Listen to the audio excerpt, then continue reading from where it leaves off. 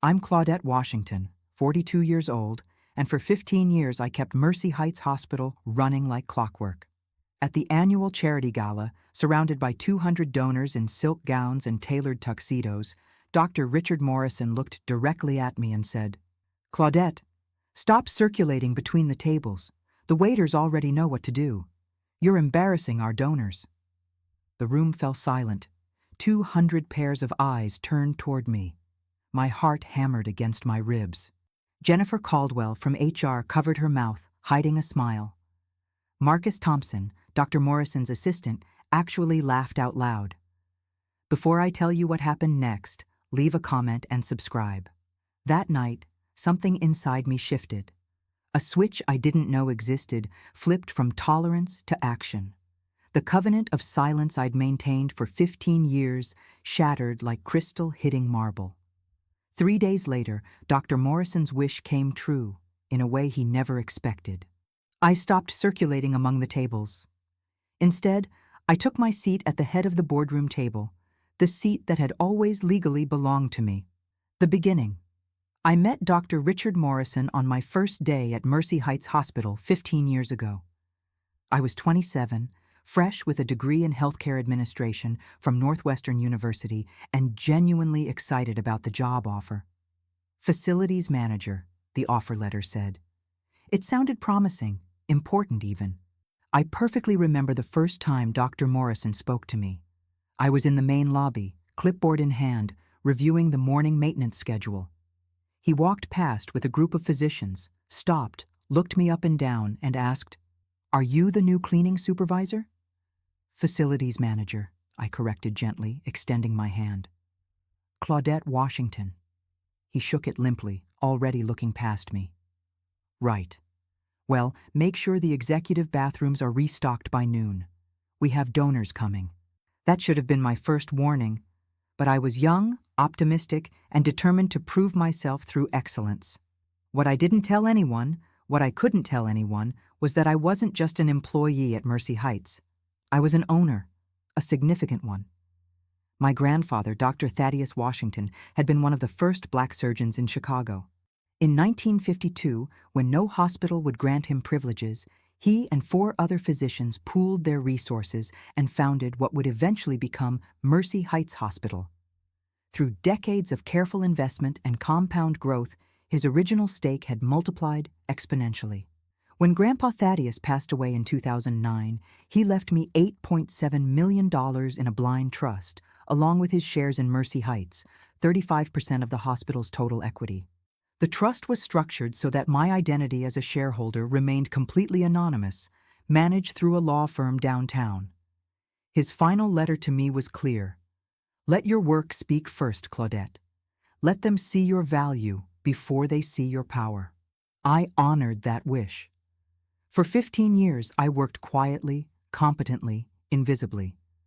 I used $2 million of the inheritance as the seed capital for the Washington Medical Foundation, a registered 501c3 that donated anonymously to Mercy Heights. Every month, $45,000 in foundation funds flowed into the hospital for equipment upgrades, staff development programs, and patient care initiatives.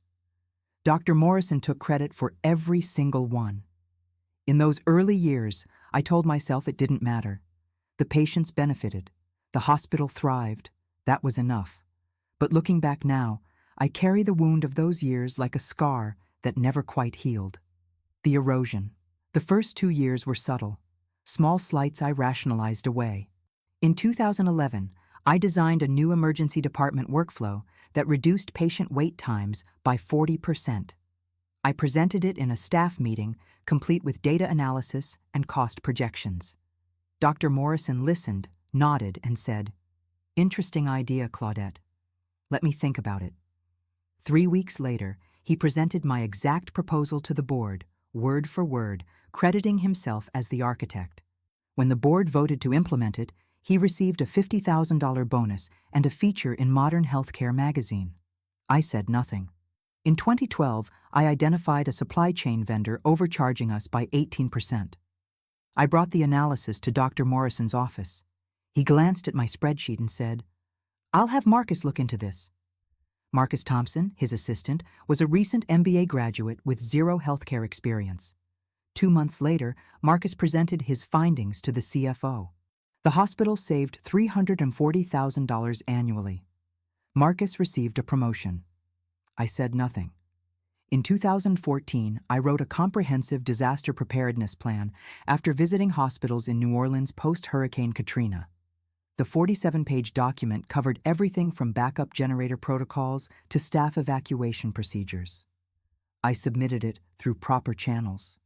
6 months later, Dr. Morrison held a press conference announcing Mercy Heights' groundbreaking disaster plan. He stood beside the mayor, holding a bound copy of my work with his name on the cover. I still said nothing. By year 5, the pattern was entrenched. My ideas became suggestions. My reports became drafts for Dr. Morrison's review. My innovations became hospital initiatives under Dr. Morrison's leadership. But the truly insidious part wasn't the stolen credit. It was the casual, daily erasure of my humanity. The daily humiliation. Interruptions became my normal. In meetings, Dr. Morrison would cut me off mid-sentence. Let's hear from someone with clinical experience. Jennifer, what do you think? Jennifer Caldwell, the HR director, had never managed a single operational function. But she was blonde, smiled constantly, and always agreed with Dr. Morrison. Her opinion was solicited, mine was tolerated. Comparisons were constant. Marcus handles vendor negotiations so smoothly, Dr. Morrison would announce in staff meetings. We should all learn from his approach. Marcus's approach was my approach. I'd trained him personally.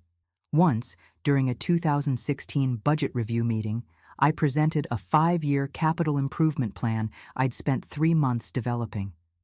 Before I finished the 3rd slide, Dr. Morrison interrupted. This is very ambitious, Claudette, but let's be realistic about your background. You're not a financial strategist. Let's have the CFO review this. The CFO implemented my plan without changing a single number. Dr. Morrison praised him for his visionary thinking. I perfectly remember the afternoon in 2017 when Dr. Morrison walked past my office, the small windowless room next to the utility closet, and said to Marcus, I don't know what Claudette does all day, but the maintenance staff seems happy. I managed 14 departments. I oversaw 127 employees.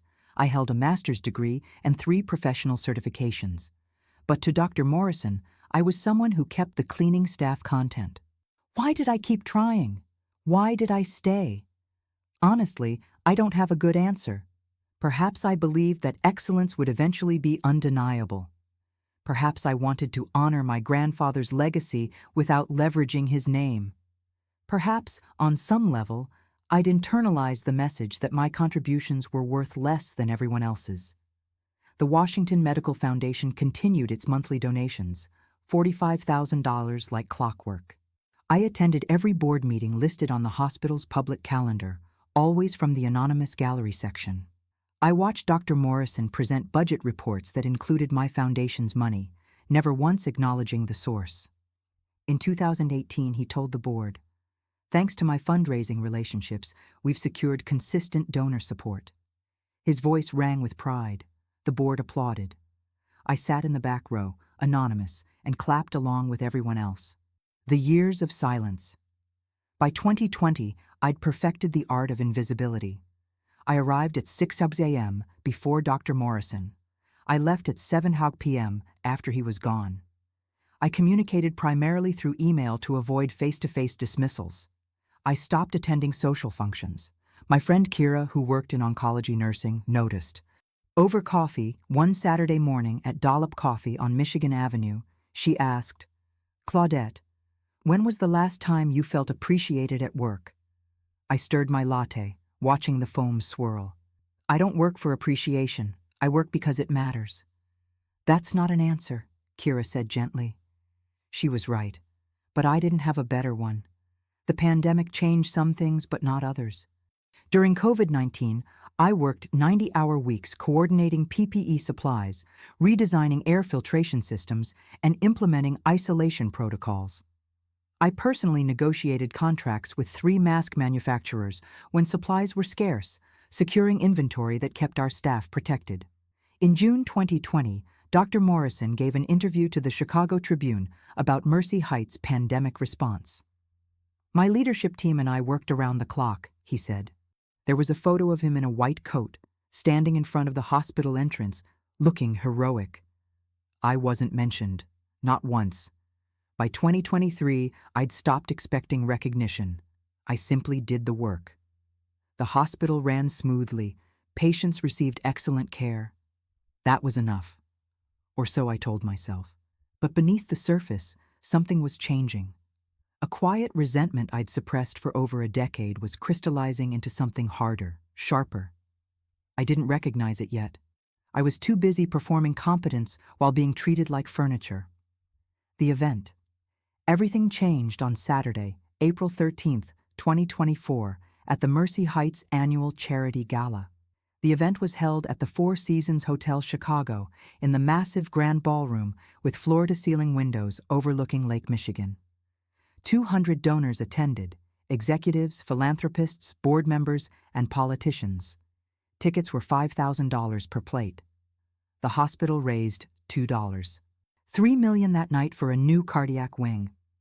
I'd organized every detail, the catering contract with Levy Restaurants, the floral arrangements from Flowers for Dreams, the audio-visual setup, the valet parking, even the dietary accommodations for 3 guests with severe allergies. 4 months of planning. I arrived at 5:00 p.m. in a simple navy dress, professional but understated. Dr. Morrison was already there in a custom tuxedo, holding court near the silent auction tables. Jennifer Caldwell wore a shimmering gold gown. Marcus Thompson looked like he'd walked off the cover of GQ. For the first hour, everything went perfectly. Dinner was served on schedule. The band played smooth jazz. Donors smiled and wrote checks. I moved quietly through the ballroom, checking details. Were the dessert stations fully stocked? Was the lighting optimal? Did the AV team have backup microphones ready for the speeches? At 8:15 p.m., Dr. Morrison took the stage to make his keynote address. He spoke about transformative leadership and visionary strategic planning. He thanked the donors. He thanked the board. He thanked Jennifer and Marcus by name. He didn't thank me. I stood near the kitchen entrance, trying to be invisible, trying not to care. That's when it happened. Mrs. Eleanor Pritchard, a board member and major donor whose husband had endowed the hospital's Cancer Research Center, approached me. She was holding a champagne flute and smiling warmly. "Excuse me, dear," she said. "Could you bring me another glass of champagne? And perhaps some of those lovely canapes?" I froze. Time seemed to slow down. "I'm not a server, Mrs. Pritchard," I said quietly. "I'm Claudette Washington, the facilities manager. I organized tonight's event." Her face flushed.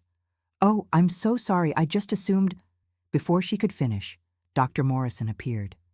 He'd seen the exchange from the stage. "Claudette," he said loudly, his voice carrying across nearby tables. "Stop circulating between the tables. The waiters already know what to do. You're embarrassing our donors." The words hit me like a physical blow.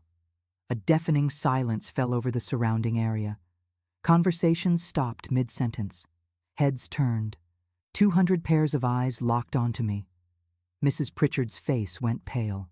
Jennifer Caldwell covered her mouth, but I could see the smile underneath. Marcus Thompson actually laughed, a short, sharp bark of amusement.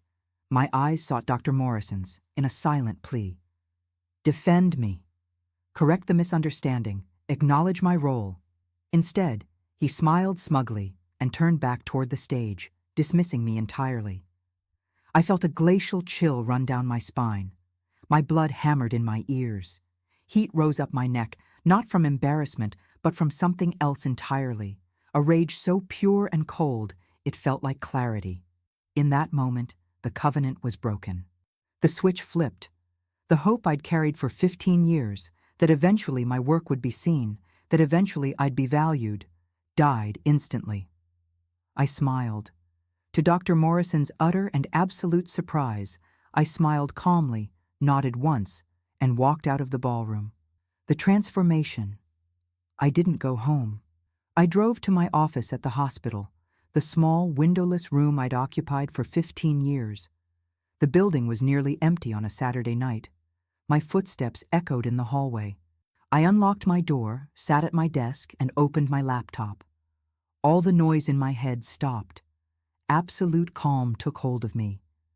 The pain crystallized into a single idea, clear and sharp as a diamond.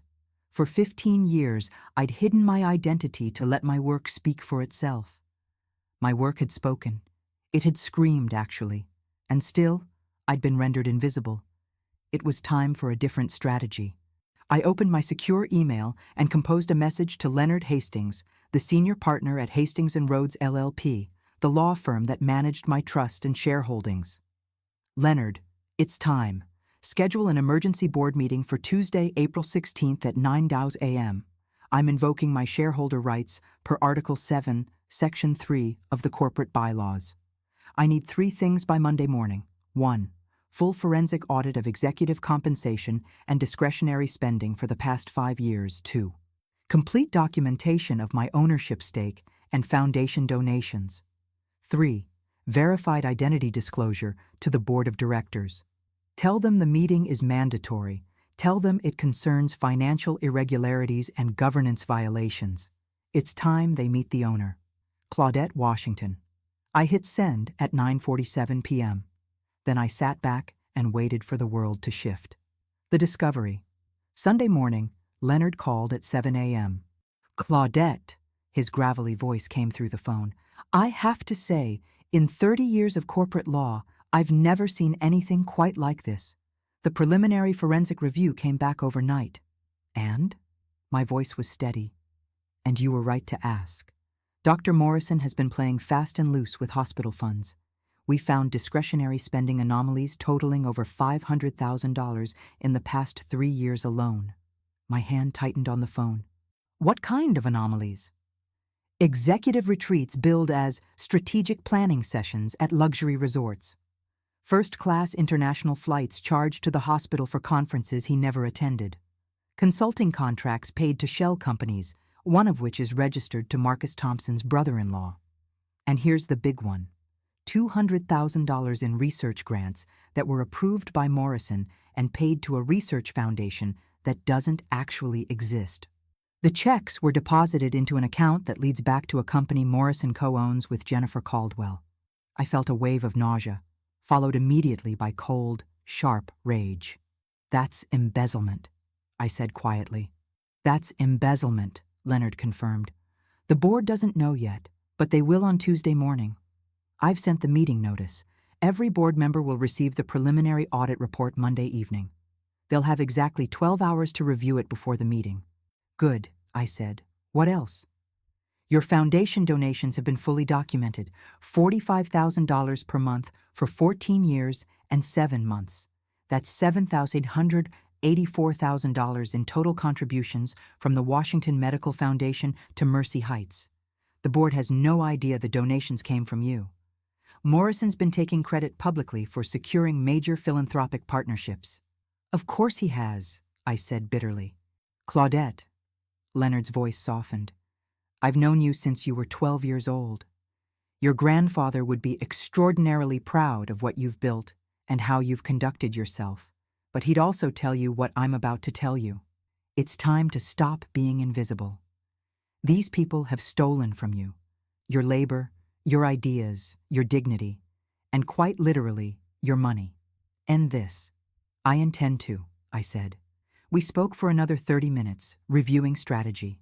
By the time I hung up, the sun was fully risen over Lake Michigan, streaming through my apartment windows on East Balbo Drive.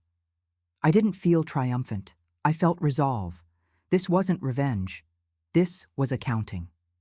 The preparation. Monday morning, I arrived at the hospital at my usual 6:10 a.m. I worked through my regular duties as if nothing had changed. I reviewed maintenance schedules. I approved supply orders. I responded to emails. At 4:47 p.m., my phone buzzed. A text from Leonard, audit report delivered to all board members. Meeting confirmed for 9 a.m. tomorrow. They're panicking. At 5:23 p.m., Dr. Morrison walked past my office. He didn't look at me, didn't acknowledge me. Business as usual. He had no idea what was coming. That evening, I stood in front of my closet for a long time, considering my options. For 15 years, I'd dressed to be invisible, practical, forgettable, professional, but never powerful. I selected an ivory pantsuit from Theory, tailored perfectly. A silk blouse in deep emerald, my grandmother's pearl earrings, heels that added 3 inches to my height. I laid the outfit on my bed and looked at it for a long moment. Tomorrow, I would walk into that boardroom as myself, fully, completely, unapologetically myself. I slept soundly for the first time in 15 years. The Reckoning, Tuesday, April 16th, 2024, 8:45 a.m. I walked through the executive entrance of Mercy Heights Hospital. The security guard, Miguel, who'd greeted me every morning for 15 years, did a double take. "Ms. Washington, you look... Wow." "Good morning, Miguel," I said with a genuine smile. "Important meeting today." I took the elevator to the executive floor, the floor I'd never had an office on despite my seniority. The boardroom was at the end of the hall, a massive space with a mahogany table that could seat 20 floor-to-ceiling windows overlooking downtown Chicago and walls lined with portraits of hospital founders. One of those portraits was my grandfather, Dr. Thaddeus Washington. He looked stern and dignified in his surgical coat, his eyes seeming to follow me as I entered the room. The board members were already seated, looking uniformly terrified. I recognized all of them: Eleanor Pritchard, David Chen, Patricia Okonkwo, James Morrison, Dr. Morrison's uncle and former board chairman, and 5 others. Leonard Hastings stood at the head of the table in an impeccable gray suit, a stack of documents in front of him. Dr. Richard Morrison was not present. Neither was Jennifer Caldwell nor Marcus Thompson. "Ms. Washington," Leonard said formally, "please take your seat." He gestured to the chair at the head of the table, the chairman's seat. The seat that, according to corporate bylaws and ownership stake, belonged to the largest individual shareholder. The seat that had always been mine. I walked calmly across the room, my heels clicking on the marble floor, and sat down. I didn't hurry, I didn't apologize, I simply took my place. The board members stared at me with expressions ranging from confusion to dawning horror. Patricia Okonkwo spoke first. "I don't understand. Claudette, what are you doing here? Where's Dr. Morrison?" Leonard answered. "Dr. Morrison has been suspended pending investigation. Ms. Washington called this meeting in her capacity as principal shareholder of Mercy Heights Hospital. She owns 35% of the hospital's equity, making her the single largest shareholder and, per corporate bylaws, entitled to board membership and chairmanship." Absolute silence. Eleanor Pritchard's face went ashen. That's not possible. "Claudette is the facilities manager." "But Heike, Claudette Washington," Leonard continued, "is the granddaughter of Dr. Thaddeus Washington, one of this hospital's founders. She inherited his full stake in 2009 and has held it in blind trust for the past 15 years. She is also the founder and sole director of the Washington Medical Foundation, which has donated $7,884 million to this hospital over the past 14 years. David Chen's jaw literally dropped. "Additionally," Leonard said, his voice taking on a harder edge, "Ms. Washington requested a forensic audit of executive spending. The preliminary findings are in the report you received yesterday. To summarize, Dr. Richard Morrison, with the assistance of Jennifer Caldwell and Marcus Thompson, has embezzled approximately $500,000 in hospital funds through fraudulent consulting contracts, fictitious research grants, and grossly inflated expense reimbursements." James Morrison, the uncle, closed his eyes. "Jesus Christ." "The evidence is documented across 47 pages, Leonard said, tapping the report. "Wire transfers, forged signatures, email communications. It's comprehensive and irrefutable." I spoke for the first time, my voice calm and clear.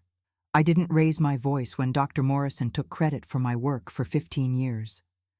I didn't raise my voice when he interrupted me in meetings, dismissed my expertise, and treated me like janitorial staff. I didn't even raise my voice on Saturday night when he publicly humiliated me in front of 200 donors. I paused, looking at each board member in turn. But I will not be silent about theft. I will not be silent about corruption. And I will not be silent about my own hospital being run into the ground by incompetent, fraudulent leadership. Patricia Okonkwo spoke quietly. "What do you want, Claudette?" "Accountability," I said simply. "Doctor, Morrison's employment is terminated effective immediately.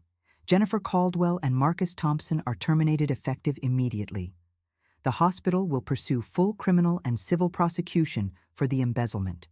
I am assuming my rightful seat on this board, and I am nominating myself for chairman of the board." "Claudette," Eleanor Pritchard said, her voice shaking, "I owe you an apology. Saturday night You mistook me for a server," I said, not unkindly. "You weren't the only one. The difference is, you apologized. Dr. Morrison decided to humiliate me instead. There's a lesson in that." "I vote yes," Patricia Okonkwo said firmly. "Claudette for board chair. All in favor?" 8 hands rose. 1 abstention. James Morrison, who looked like he wanted to disappear into his chair. "Motion carries," Patricia said. "Welcome, Madam Chairman." The aftermath. Dr. Richard Morrison was escorted from the building by hospital security at 11:30 a.m. on Tuesday, April 16th. He was given 15 minutes to collect personal items from his office. He didn't speak to anyone. His face was gray. Jennifer Caldwell tried to argue. "This is a misunderstanding," she insisted to security. "I can explain the consulting payments."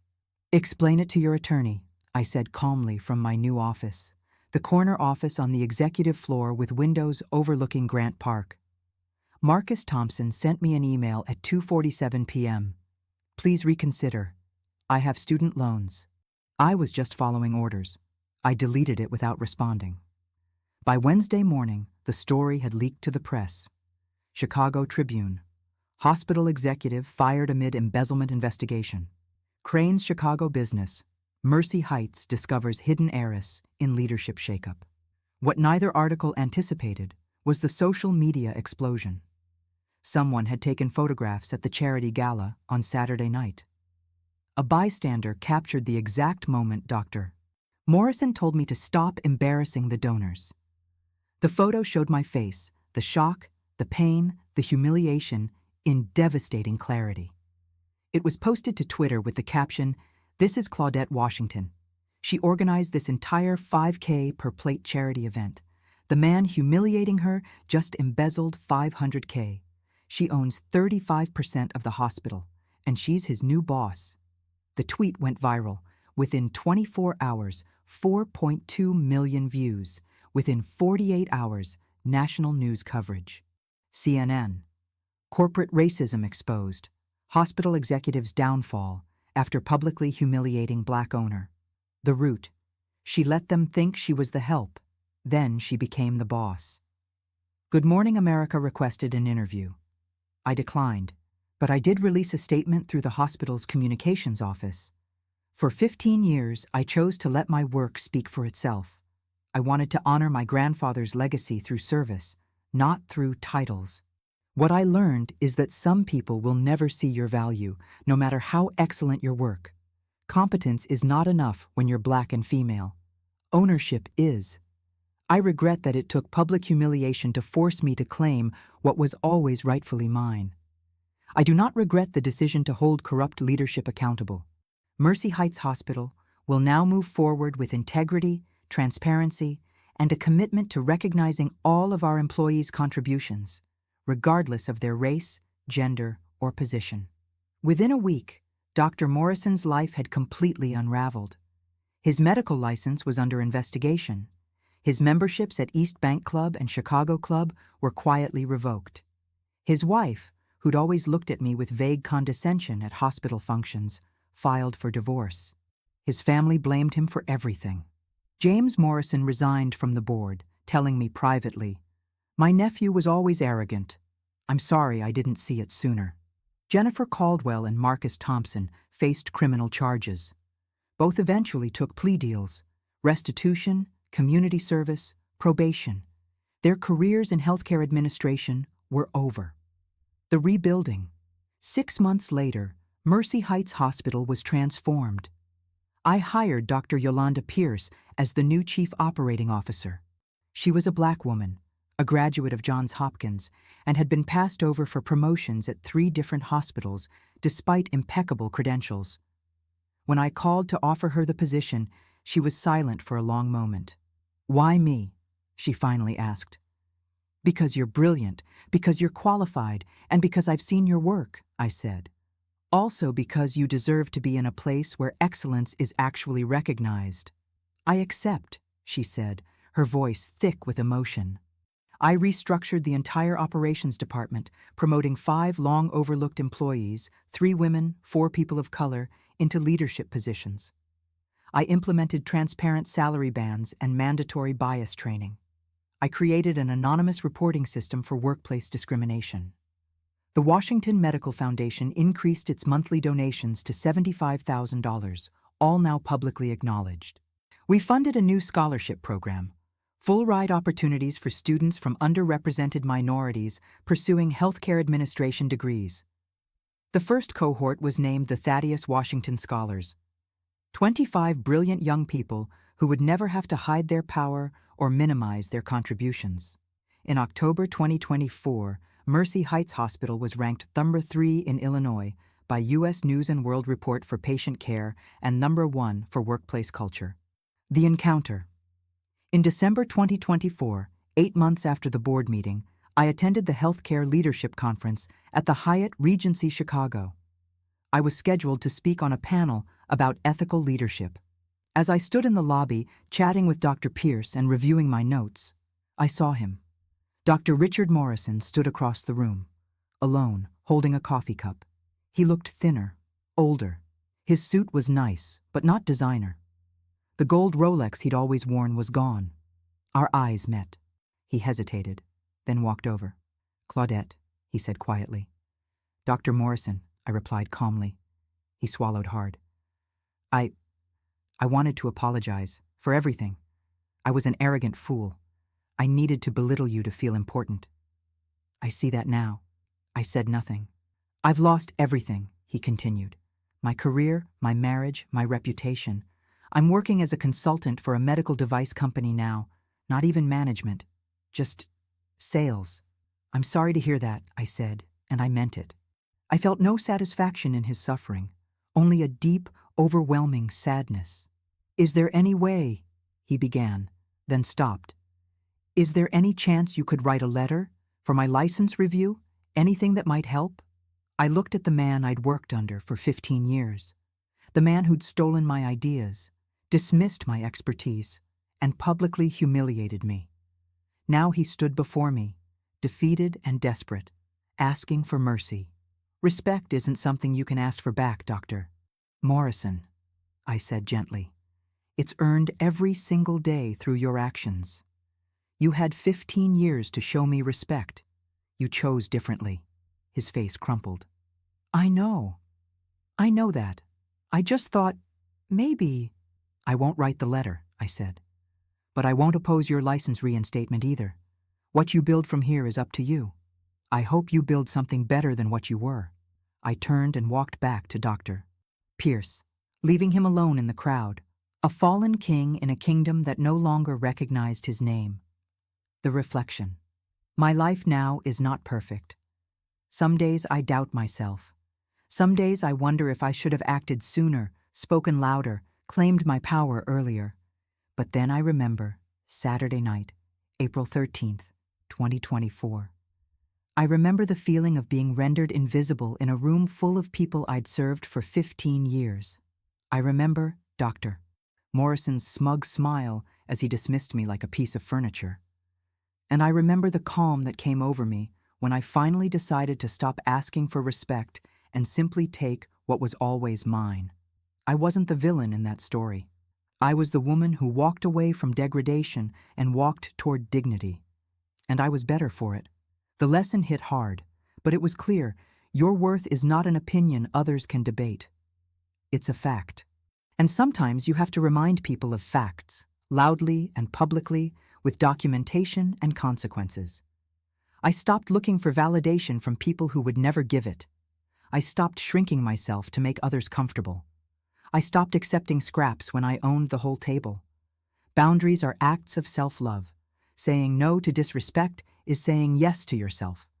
And dignified solitude, sitting alone with your peace, is infinitely better than crowded rooms full of contempt. I am a queen. I always was.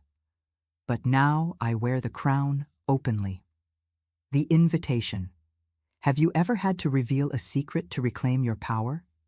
Have you ever worked somewhere that treated you as invisible, only to discover you were holding all the cards? Thanks for listening to my story. Did you like it? Which city are you listening from? Let's meet in the comments. Tell me where you're watching from. Don't forget to subscribe. If you like the story, you can support me by sending a super thanks so I can keep bringing more stories like this. Thank you so much for your sweet support. I'm looking forward to your comments on the story. On the screen, you can see 2 new life stories that I highly recommend. There's so much more on my channel. See you in the next life story. With love and respect, Claudette.